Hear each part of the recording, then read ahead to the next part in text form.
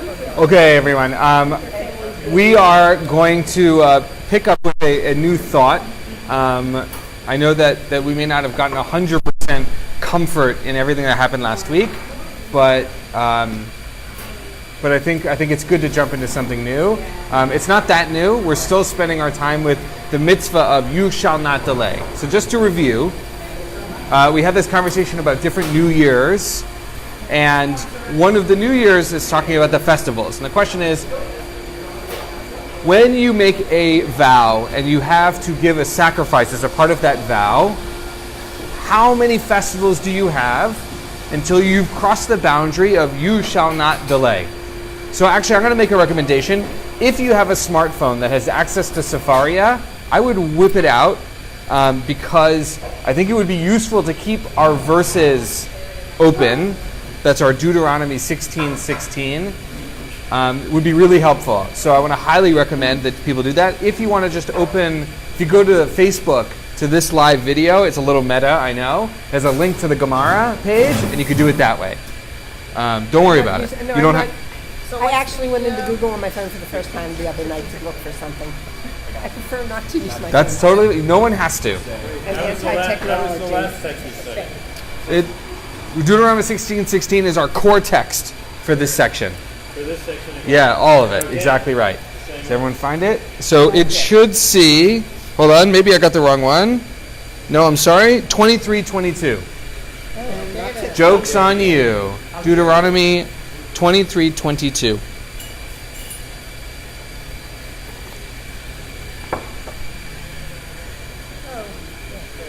Okay.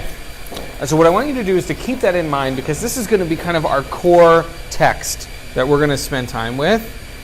And it is really the central piece. Does someone have it handy? Yeah. Okay. I would like you to read it first in Hebrew and then in English, please. Ki tibor neder ladonai Elohecha lo ta'acher l'shalmo ki darosh yidroshenu Adonai Elohecha me'imach v'haya b'cha chet. Okay, great. When you make a vow to the Lord your God, do not put off fulfilling it, for the Lord your God will require it of you, and you will have incurred guilt. Great. This is the core text we're going to spend time with right now. Okay, can you just say it again? Because I can't. Here, I'll help you. That's okay. I'm going to help you find it. I forgot what chapter and verse. That's okay. That's why we're in community. So not to worry.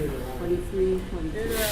So we're in Deuteronomy, exactly, 23:22. And the reason why I want you to have this handy is because it is really everything that we are spending time with. Here you go. Yep, you're welcome.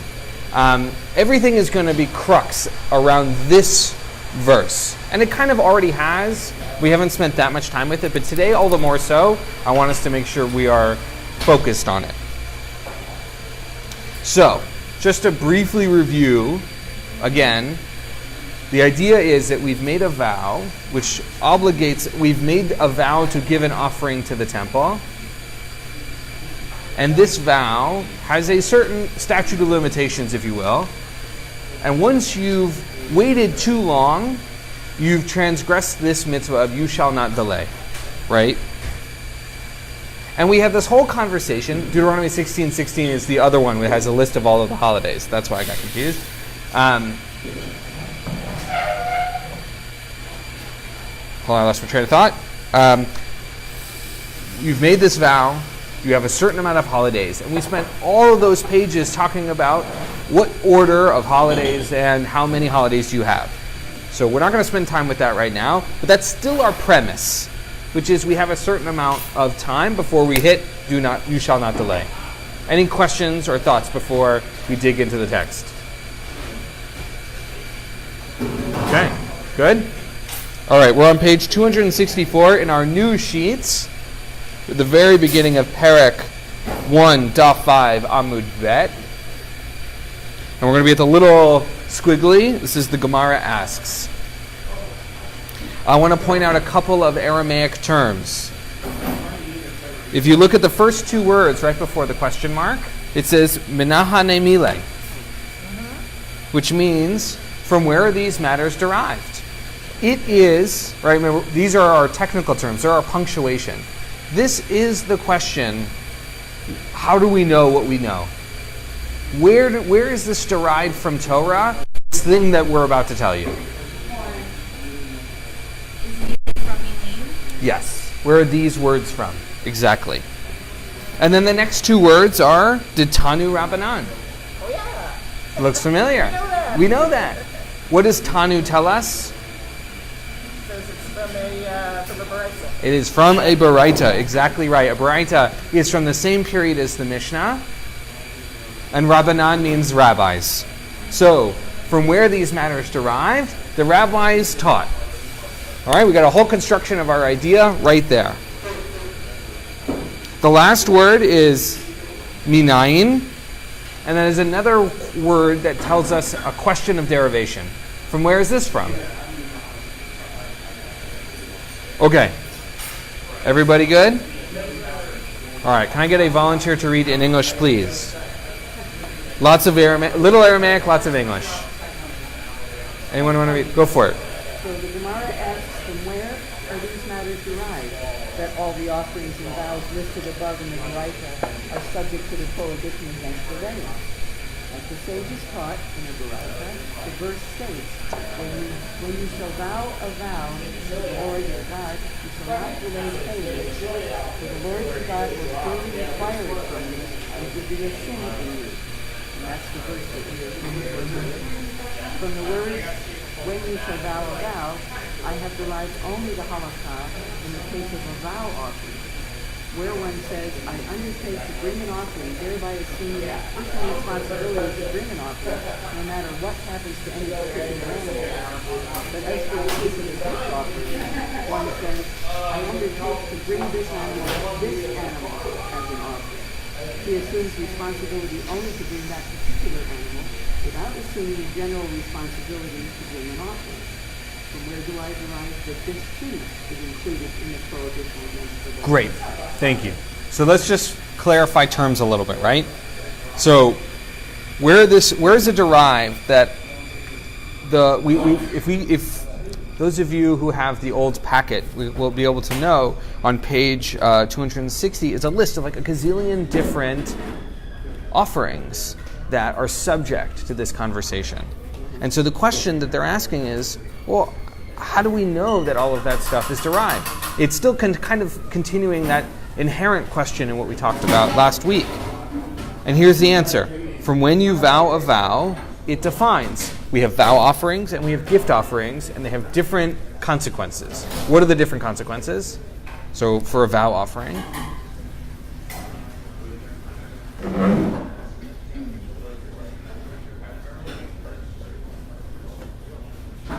There's a limit of time when you can bring a vow offering. right, exactly right. And what is the thing that we're vowing about? We're vowing the offering itself, right? The offering, the construct of the offering. Whatever we plug into it is different. The value of the offering. Right. The offering, not the object that we're offering, but the construct that is the offering. It's its value, its substitute, its recompense, whatever it is, it's that construction of the offering. But a gift offering is not like that. What is that? How is that different? And what they are saying is Yeah. the gift offering indicates a specific object that you are going to bring as the Exactly right. Exactly right. offering. You have to designate it's the object that's important. Exactly. Not the fact that you Can you repeat that? Loud. Yeah, so what Rabbi Dayan was saying was, and correctly, is what the Gemara, or Rabbi Steinsaltz is offering us, is first a vow offering is the construct of the offering. So other things might get plugged in, right? Like we talked about the case, and we'll talk about it again, where you designate an offering, it gets lost, you substitute it with something else. Does that count? Right? So it's the construct of the offering, while the gift offering is really specific. It's this lamb. Not right, exactly. The versus a. Great way of putting What it. does it mean with this gift offering? What is a gift offering? I mean, it's term? Is that a new term? Expense and nedavah. A gift offering is a nedavah. I can't say I know a lot about gift offerings in specific. I don't know if anyone else has something that they could offer in that regard. Well, it's just in the Torah, right? We're told that there are these different kinds of offerings. Right? There's the shlamim, the zevah, the davah, which is the gift offering. Right? In the same way, right? A parallel is when we were saying kol nidveh. Yeah. Right? There's nidveh, which are vows, shavuot, which are oaths, and harameh, which are, there were just all these different categories of promises, oaths, vows, right? And while they may all be synonyms, they each have a different technical Right, that's philosophy. why I'm lost with it. Right, so It's it's a new term. yeah, it is a new term. You're right. So as far as I understand, a gift offering is like a gratitude offering. I'm doing it because I can, because I want to, but not because I vowed. Okay. I have this extra lamb. I don't think cows have litters, but whatever the appropriate. I think it's shlamim. No, that's not my point. Like in the sense that, let's say I had a particularly good bounty, right? And I want to give an offering because I had extra and I'm grateful and I want to offer some of it, saying thank you. That's what this is. It's different than a vow. Over and above the 10% that you were supposed to give. Yeah. This is something I'm doing because I want to, but not because I vowed to. Okay. That's the difference. Yeah, no, it's good. We should always define terms. And the fact that Marcus said this is a new term, I think is actually the point here. It is the point of the discussion.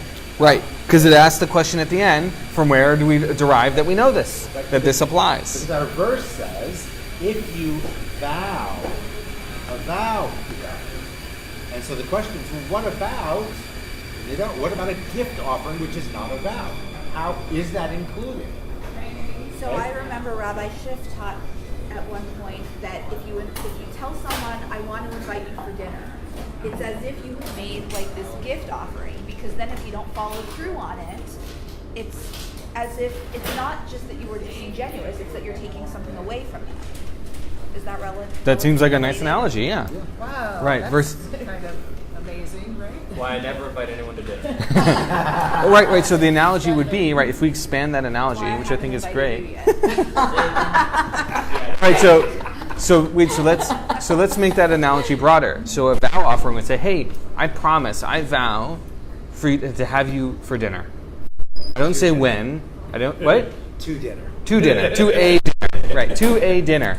The question is, how long do I have before you have to come over for dinner versus, hey, will you come over this Friday night? Right. Specific versus general. Great. That's a great analogy. Really Thank you for depends bringing on that. the trouble. 2 days. Right. How many holiday meals do you have to invite someone? So this just made me think of a story, and I'm not sure where it's in. I have to look back. Somewhere in the prophets. Jephthah, who pledged that if the Lord would help him, win the battle, that whatever came out of his house first, he would sacrifice. And it was his daughter who came out first, right? I mean, it made me think of that story. Right, as a construct of an offering. Right. Exactly right. Awesome. So it's a really, that's a really interesting thing too. How is that? Yeah, for sure. Is that a the or is that an a? Right? Be careful with your words. So with that in mind, let's move on. We're going to read the next section here. And I want to point out, and if you have your pen nearby, you will notice in the next section a ma and then a subsequent af. That in Hebrew, it's the third word on the second line and the penultimate word on that same line. And that construction, does anyone remember what that construction is? Just as, so too. Exactly right. I just want to point out how much we've learned already this year. Like that, you guys just had it. That's awesome. That's amazing. Okay, so we know that something is going to be said, and then a analogy or a juxtaposition is going to be made. Just as this is the case, so too that is the case. We don't know what it is yet, but we know that construction is coming. All right, can I get someone else to read for me? All right, go for it. The Gemara analyzes the words of Deuteronomy, cited above, and looks at each component. It is stated here, thou, and it is stated elsewhere. But if the sacrifice of this offering might be a vow or a gift offering. Right, let's pause there. Someone who has their phone handy, let's read the rest of that verse because this is an important lesson in Gemara. Great, so you'll read it in a second. The important element of Gemara is they quote some of the verse with the assumption that you know. But the truth is, we don't. Not off the top of my head. I'll speak for myself. I don't know the rest of that verse off the top of my head, and I've looked it up. So it's always good to have these resources handy such that you can look it up because the relevant part of this verse may not be quoted. And in traditional Gemaras, or the Oz V'Hadar Gemara, for example, they actually have all the full verses along the side for this very reason. All right, Mark, you had it handy? All right, read it. This is Leviticus 7:16. That would be great. So, if, however, the sacrifice he offers is a votive or a free will offering, those are the two. That's the translation of vow and gift offering. Just different translation. Keep going. he shall be eaten on the day that he offers his sacrifice. What is left of it shall be eaten on the morrow. Okay. Right? So there's a specificity of a day on there. Right? Okay, who was reading? Joe. Oh, please. In terms of the context, that this is a chapter that's going through the different kinds of offerings and the rules surrounding free will offering. Right? So I think what's significant here is that this says, if it is neder or nidava, right? If it's either of these, and it's putting them together instead of separate. Got it. Great, good addition, right? There is an inherent connection between the two that being made by the Torah. All right, Joe, keep going. Just as there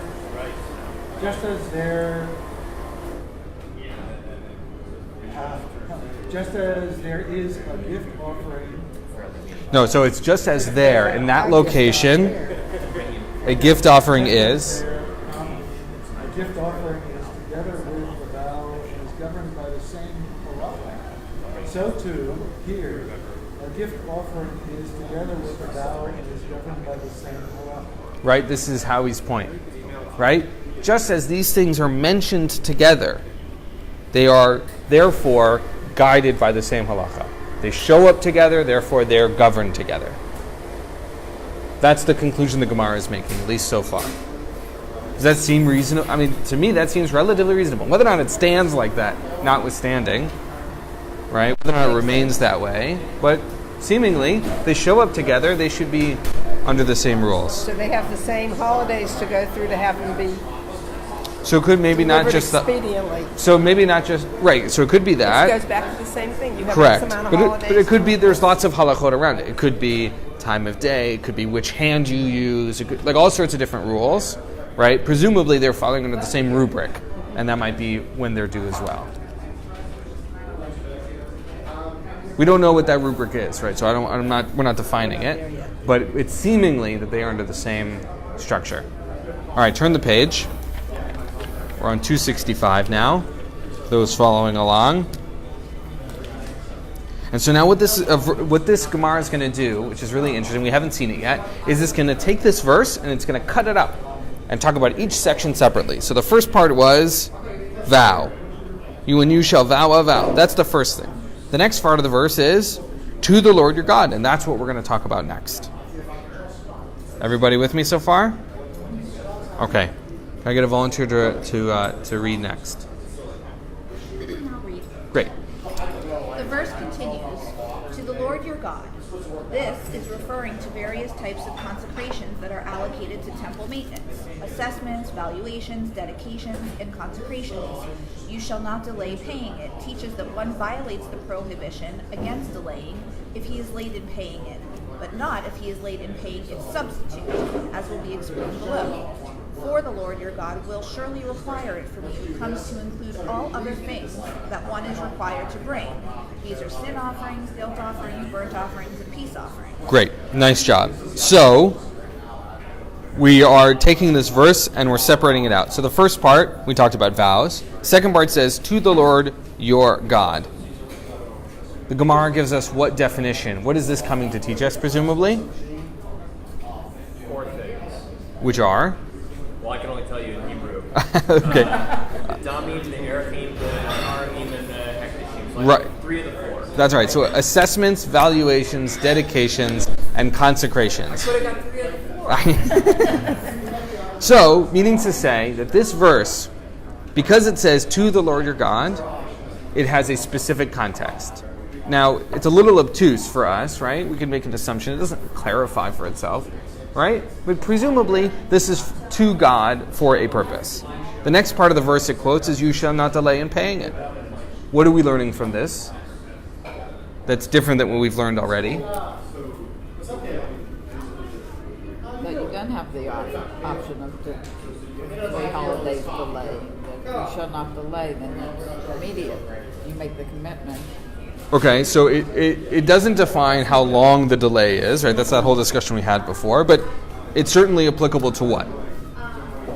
We have the offering and we have its substitute, right? That's what it describes. So the question is, what does you shall not delay apply to? It appears not to apply to a substitute. It does not appear to apply to the substitute. Right? So the context of, as it will be explained below.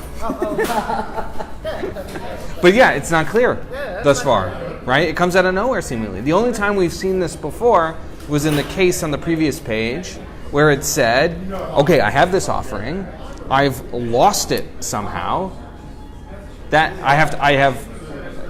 because I'm committed to this construct of an offering, I have to replace it somehow. That substitute, the question is, what rules of you shall not delay fit that substitute or not? And from this section, it seems to say that when it says, you shall not delay paying it, the it means the original sacrifice, not the substitute. So it's one word, the it, that is making the difference here. So if your original lamb dies and you can't, then you have to replace it with another lamb. That's certainly an option, right? It's an option. Right? In terms of, it could be lost, could be... Your neighbor ate it. It could be, what'd you say, neighbor? The neighbor ate it. The neighbor ate it, right? Another example that we're going to see in a minute is if we got confused. Why are you laughing? This happens. It still happens. Yeah. My neighbor didn't eat my lamb. So what would be a case for you where this still applies? So, most of you know I'm on the executive committee, and the executive committee is grappling with the incredible cost of the extra security that's been mandated by the events at Tree Life. And without going into the details, I'm just going to say that the method used by the executive committee is not very different than what we're learning here. And this particular section here may have some value in shaping what I say. I unplanned, but I'm glad to hear it. Gemara it tends to be helpful. You mean you stole an offering from the religious school? For the security. Let's not commit anyone to that. I didn't say it. When someone commits to being a member of the synagogue, it's implied that they're going to pay their fair share of the dues. But what if they don't? Without defining Well, what their fair share is. Their fair share. So I actually think that analogy ends up breaking at that point.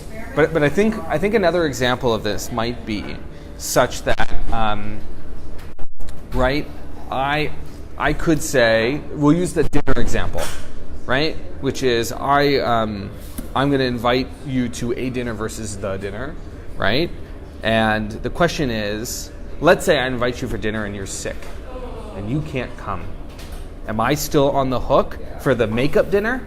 No, you have to deliver dinner to the sick house. Well, that might be. Bring Right? chicken soup. That's true. Right, so that would be... Voluntary, not mandatory. That's true. Let's say I vowed, right? Let's put it in this box. I vowed. I said I'm going to have you for dinner. I promise sometime this year, right?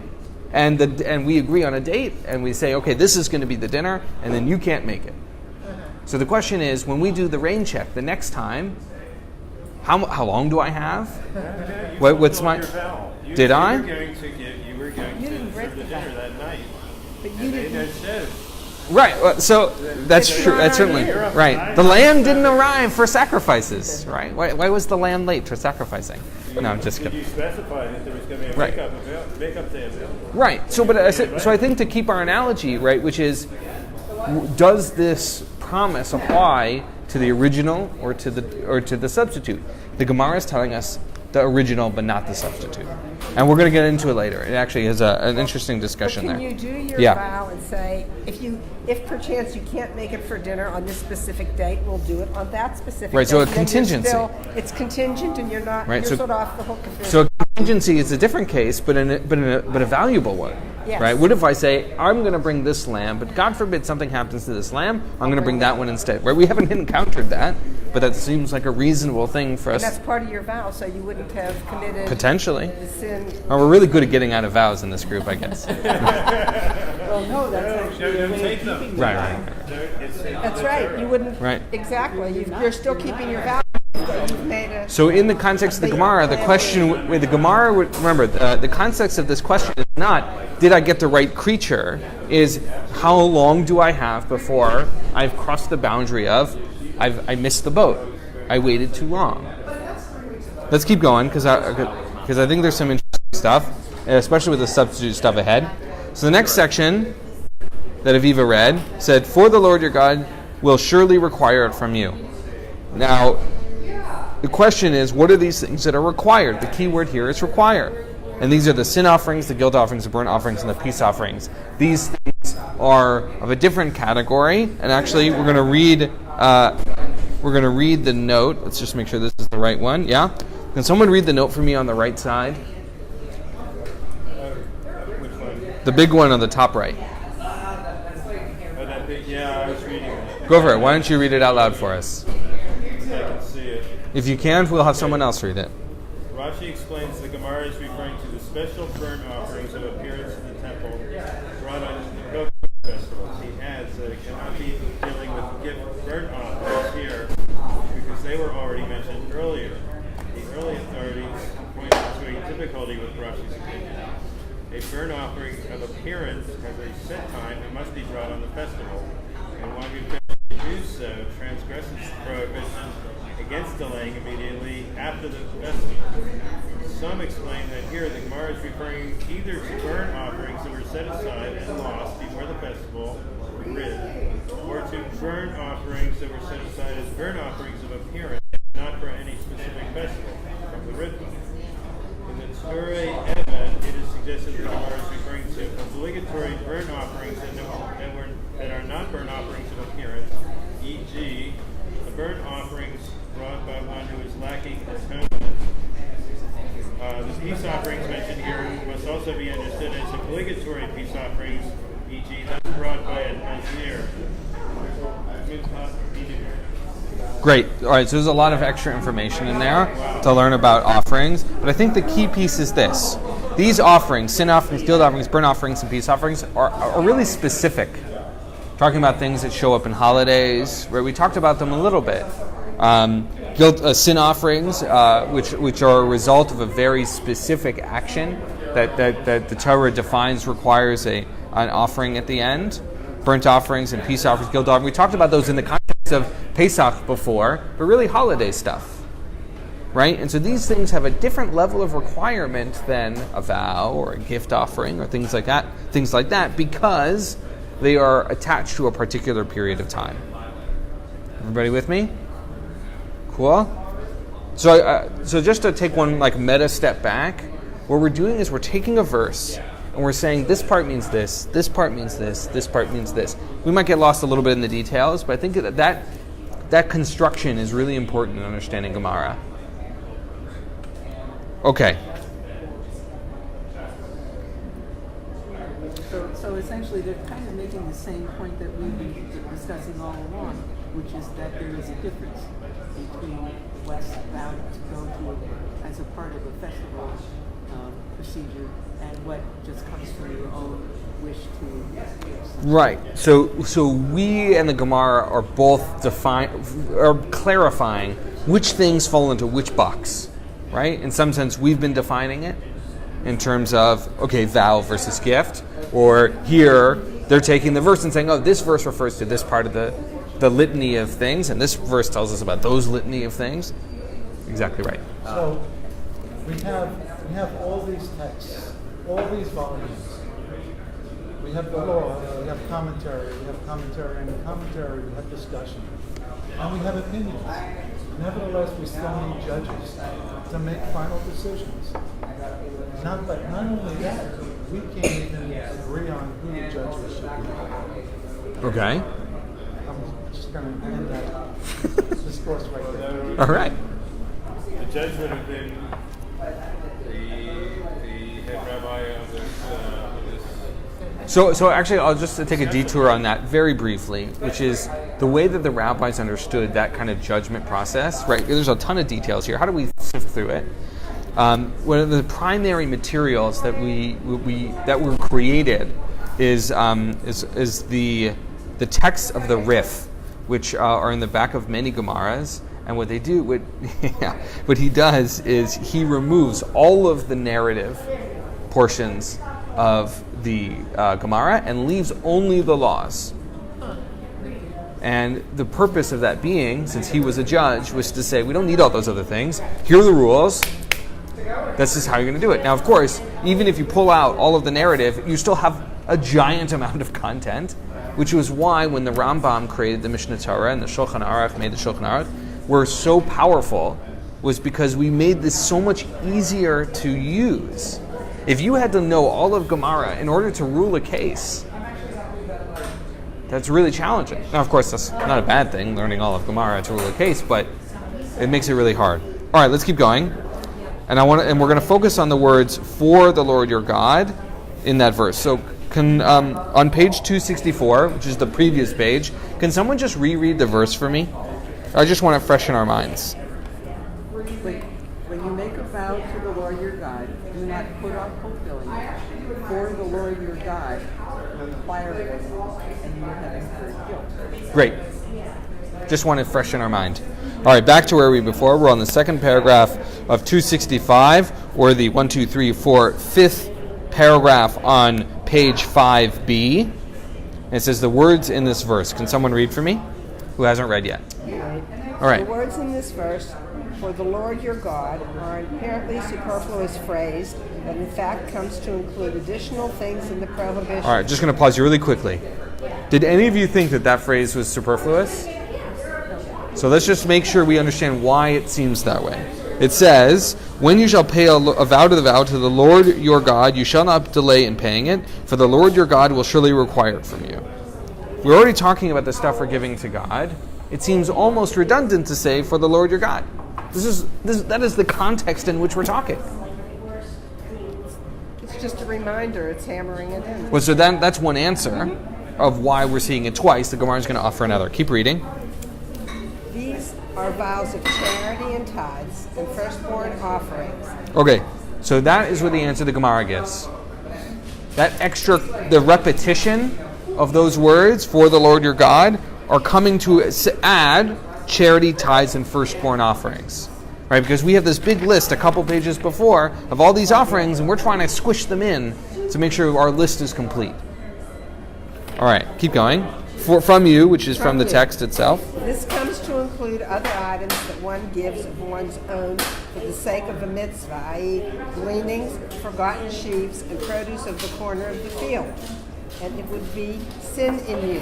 This teaches that the sin of delaying would be in you, but there would be no sin in your offering, i.e. the offering is not disqualified due to the delay. Okay, so we take a couple more sections from You're this in verse. trouble, but the offering's acceptable. So from you, We'll which take comes your money, but you can leave. so from you, which comes to include a certain amount of things, gleanings, forgotten sheaves, and produce of the corner of your field, which are all of a certain category themselves, right? This is my field that I'm producing, and I'm leaving stuff for others, right? So that's why it says from you. And then the last part of the verse, it would be a sin in you, which just repeating what you said, that the delay is on me as a person, but not on my offering. Why is that relevant? The Why offering might- is still acceptable. the offering is still acceptable. Your delivery was not. Right, because remember, we have the circumstances where if I make something hekdesh and I consecrate it to the temple, that offering, that physical object, no longer belongs to me. It cannot be replaced. It has a singular purpose. But with a sin, and the sin of delaying, that's not true. That's what this comes to teach us. Right? That it's me that's the sin, but not the animal. Now, the animal may not be used for another purpose, but the sin is on me and not Right, but is the there offering. an emergency loophole? For example, you're going to bring this, no, seriously, you're going to bring this specific lamb. Life has been good to you, you're going to bring this specific lamb as an offering. But then something horrible happens, and if you offer this specific lamb, you're not going to be able to feed your children and your mother-in-law and your great aunt and your great uncle. Do you still have to offer that lamb? That is a great question. I'm looking for a loophole. Well, so Or your neighbor's dog I'm not even. eats the lamb. right, so there are a lot of circumstances in which we've encountered an issue. Can you? But if the neighbor's dog eats the lamb, you That must could. allow for the fair and reasonable exception. All right, exactly, it should. Well, so But if the neighbor's dog does it and you have another lamb, it's one thing. But if there is no other lamb, nothing you can substitute. That lamb. So you can't And delay. but it's gone, and there's no substitute, You consecrated that lamb. even if your children's farm. And if it's marked that you cannot use it for anything. So I want to be really specific. One, first of all, but let's have one conversation. So first of all, I think this is relevant that in your example, right, we have to be clear which kind of offering we're doing and which box it falls into. Now, I don't have a specific answer for you, but it is valuable for us when we give analogies to be clear in our own heads which category we're in. The second, Category of gift. the gift offering. It's a gift offering. I'm going to do this. Everything has been wonderful. Got it. And I'm going to do this. But now if I do this, we Right. have great hardship. So here, in the case that we saw before, that has to do with the offering itself and not the construct. But I think the other piece I was going to say, and then you can add, which is there is this concept of substitute. We haven't spent a lot of time with it, but there's an idea of recognizing that real life, that's just like, this is sort of imaginary into itself, right? But there's an understanding that real life intersects with the ideal, and sometimes you've lost your thing and you need to replace it, right? What were you going to say? I was going to ask a question. Okay. So in the Gemara's riff on Kiza Rosh Yidrashenu is it adds the Chatat, the Olah, the Asham, the Shlemim offering. The line before that, it says that the exchange offering for this offering, which is the Neder, a Nedavah offering. And it seems like a Zevach offering got slapped on there too. Are there any offerings to which the rule of Baal Tacher, this like do not delay rule, does not apply? It seems like what they're doing in this verse is throwing all the offerings in and saying it's like back to my parking analogy. You're going to get a ticket if you do X, but also we're going to tow your car.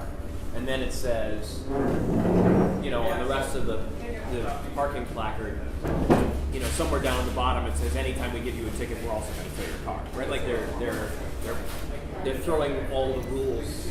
They're applying this one rule of Al Taher. It seems like they're widening it out to all the offerings. Well, but here I think is a better take on that analogy. Yeah. Does the sign apply to your car? Yes. What about your motorcycle? What about your truck? Right? So it's, the verse said, right, if you vow, but does that apply to other categories? Where do we get a sense of, is there a time limit for your gift offerings, or your burnt offerings, or your, Shalom? So you think this is still in the question of we're opening a question? Yeah. So my question is, it seems like the verse, the way they're explicating the verse is that like everything, it applies to everything. And I'm asking, are there any, this is maybe a hard question to just throw at Jeremy, but like, I'm looking at this and I'm like, I can't think of an offering that hasn't just been mentioned. Is there any offering that hasn't been mentioned? So one is, we talked about it last week, which was the Paschal offering and things like that, where it did come up, right? Where it was included, but it shouldn't have been, as it were, right? And that's the whole discussion we had. Like the opposite of that.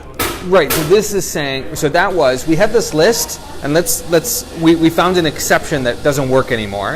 This is doing the opposite, right? Which is, and that was the original question. One will take how many?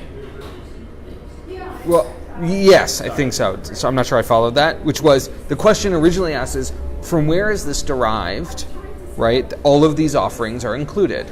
And so we have this verse, and they're saying, oh, well, this part of the verse includes these few. This part of the verse includes those few. The question worthy of asking is, are all of these things being treated exactly the same? The answer, my guess, is probably no. Right, but we're not there yet. But I don't think we're there yet. But I do think it is not entirely clear by the way that the Gemara is constructing this that all of this is being treated equally. It couldn't possibly have been, right? Where we say guilt offerings and burnt offerings and peace offerings, right? For a specific holiday, we've already learned or treated differently in terms of you shall not delay than a vow offering. We already know that to be true, right? The Paschal offering being an example of that, right? Has it been explained in its full of all the ruling? Absolutely not. But I would say the one thing that we have learned that definitely doesn't fit into this category is the substitute. Bottom paragraph. Right. Spoilers. No, my brain was working. Right? Really It says it here again. It's right. Well, it gets into the details of what a substitute and how that works in a minute. But it does specify that the substitute is an exception. So I think just to step back, right, because this is not just about learning the content, but learning some skills. Or go for it. So does that mean what I'm taking away from this Yeah. at this moment is that the idea that this in you would have revealed that the person who couldn't bring the sacrifice, perhaps even if it's a substitute, perhaps not, that person is still on the hook for having the way. The object is not being Disqualified is the word. disqualified, but the person is. Correct. So if you look, right, But there has to be a loophole for the person. Right. So the question then becomes, is the person still on the hook if it's a substitute? In other words, you see what I'm saying? It's like I do. So I want to pull those same things apart because while I do think that they can be interrelated, it's not clear. So the first is, hold on, before you get there. So the piece you asked was about the sin. If you look at the note on the right side in the halakha section, it says that if I vow to bring an offering, okay, and I wait too long, right, it means that I have transgressed the prohibition of you shall not delay, but the animal hasn't. Meaning to say, I might still be on the hook. I don't get the benefit of doing it on time, right? I've transgressed you shall not delay, but I still am on the hook for that responsibility, and the animal is still good for that. And the animal still qualifies as That fulfilling that vow, even if I've screwed up in the prohibition. That's what it's coming to teach. That section is coming to teach that in specificity. Right? Wait a second. The other thing you said, I can't do two things at once. The other thing you said was about the substitute. The substitute, I think, is a much more specific case in which I somehow don't have the ability to offer that first offering, and therefore I need to replace it because of something that's happening with the object, not because me. So I would pull them as a part. Does that make sense? Yes. All right, D. Now, let's say I broke my leg, so I can't get the offering. Can I send a substitute person to deliver the offering? That's a great question. I got your six. I would have to guess the answer to that is yes, because there's a general principle that your agent is as you, right? Which is why you can't ask somebody else to turn the lights on Shabbat, because it's as if you were doing it yourself. But that's why someone else can circumcise your son. Right. Because they're your agents. Thank God. Are we going to discuss the remedy for transgression? We have not talked about the remedy for transgression. I don't know. Very practical. I don't know. It's a great question. What if there's Often absolutely a no remedy way- is another offering. If you can't replace it, something happened. You just went through the campfire. You can't replace anything because you have absolutely nothing. What do you do? You have a problem. Yeah, You have it's a a great problem. question. It's a great question. Yeah. There has to be a loophole for the person to not have sinned because something is just completely, totally beyond their control. I just want to.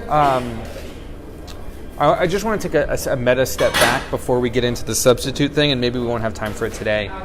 Which is we're having this conversation about detailed offerings, and they sometimes feel really far away, in the sense that I am not giving any vow offerings anytime soon. I'm not going to the temple. It doesn't exist, right?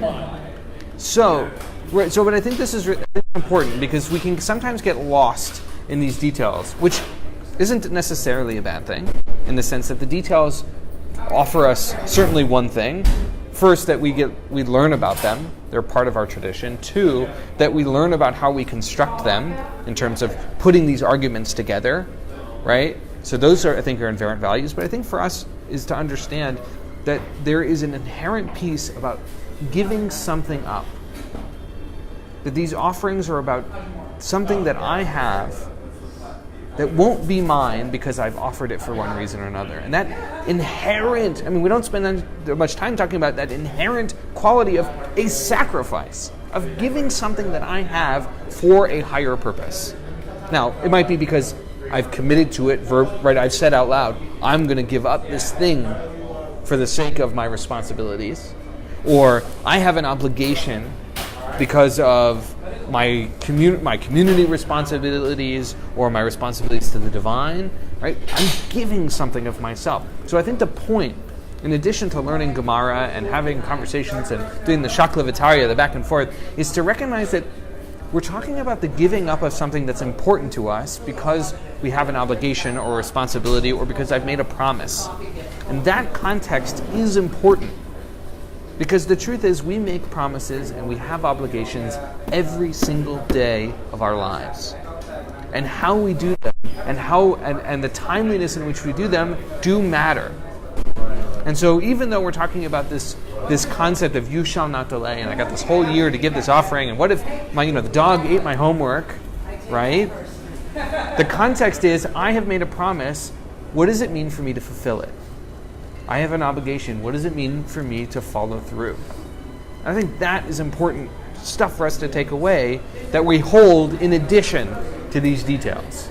The details are valuable and they're fun and they're good conversation, but this important piece is essential for us to understand this text and these texts. So I actually, we're gonna stop there for today, because we're gonna jump into that whole substitute stuff. I know you were excited about it, but next week we'll do that, because I think I want us to sit with that sense of obligation and sense of do not delay. That's really valuable. Okay, good learning today, everybody.